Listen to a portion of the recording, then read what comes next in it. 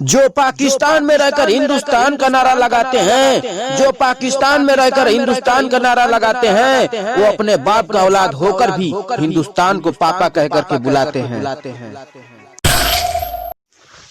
सर जी हमारा पेपर करा दीजिए ना, 5,000 रुपया और दूंगा।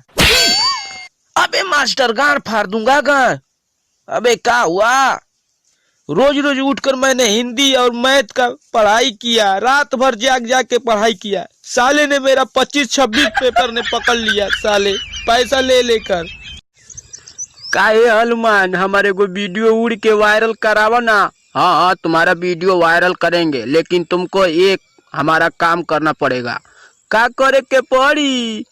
तुमको ससुराल अपना जाना पड़ेगा। ना हम ना जाई, कुत्ती लिया हमरा के टांगी लेके दौड़ावे ले।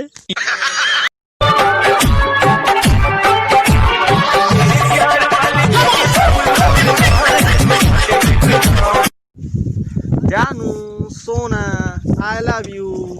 मानता हूँ बहुत प्यार करते हो, क्या इस रिश्ते को निभाना जानते हो? इस रिश्ते में 2 पहिए लगा दिया जाए, इस रिश्ते में 2 पहिए लगा दिया जाए,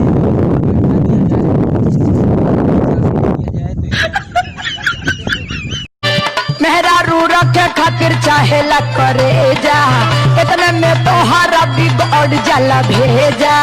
यही बतिया के रोज करेला तू चर्चा, यही बतिया के रोज करेला तू चर्चा।